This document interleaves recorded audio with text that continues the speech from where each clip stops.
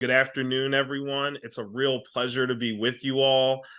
So excited to be in the community of HBCU leaders, of MSI leaders, and of others in the education space that are seeking to really test the strategies and innovations that are going to help our students and our institutions succeed.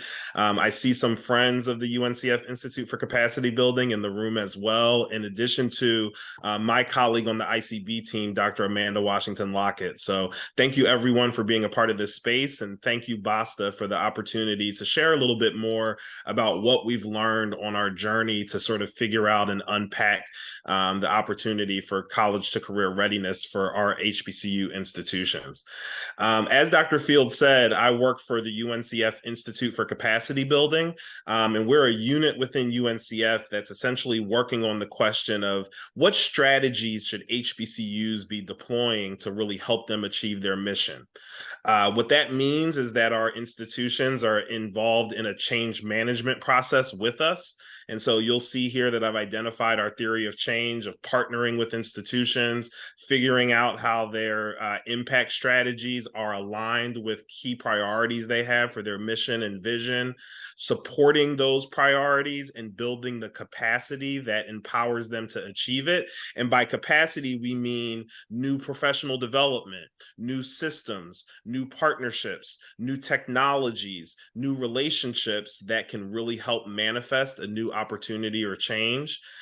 Through that, we really believe in co-creating, iterating, learning, and sharing with and among each other, which is why we're so thankful for platforms like this.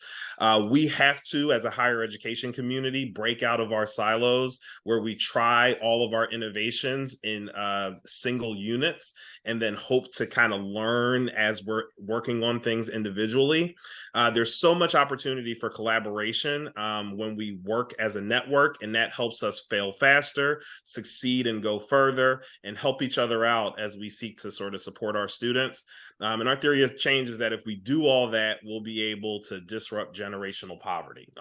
In 2016, the UNCF received something called the Career Pathways Initiative. And the Career Pathways Initiative was a $50 million grant that was given to us by the Lilly Endowment. And Lilly Endowment basically charged us with asking the question, how might HBCUs prepare themselves for the question of college to career readiness?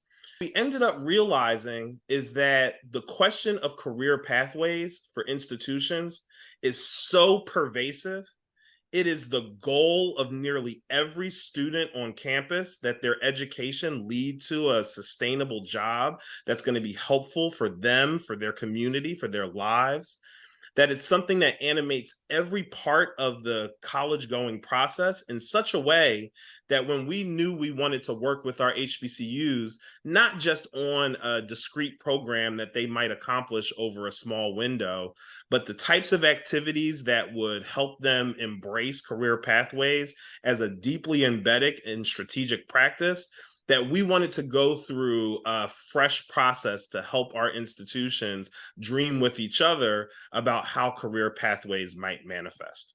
So there are these stories in the Career Pathways Initiative lore where we invited not just career pathways or career services department officials, and they're a really important part of the work, but presidents and provosts and cabinet members and people who worked on technology. And we said, if you had to work on career pathways at your institution, what kind of activities would be involved?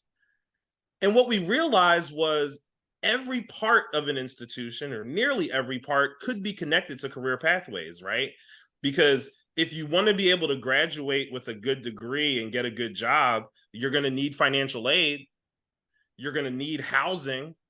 You're going to need to make sure that you can have the mental health supports or the food insecurity response that's needed to persist in your classrooms. You're going to need to make sure that your institution can be responsive to needs or to challenges you might have.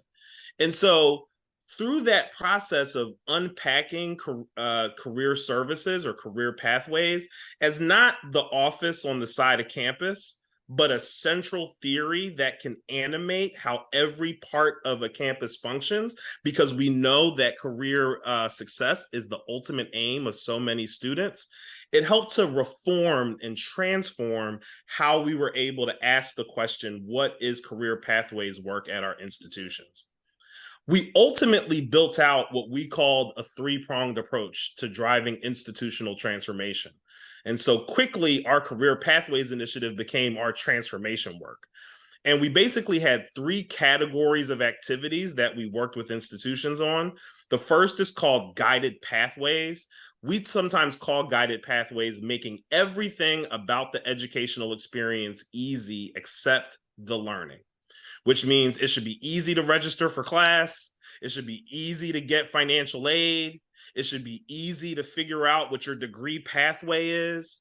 It should be easy to understand how those degree pathways connect to other programming or opportunities on campus. And then the other two pieces we called sort of focuses on career. The first piece of that was curricular enhancements, thinking about what faculty is teaching in the classroom and creating the types of relationships that ensure that they're making sure that students are ready. The final piece is co-curricular engagement. Co-curricular engagement because we know that students are oftentimes successful in their degree attainment when they have a kaleidoscope of opportunities that surround their curricular or their academic experience.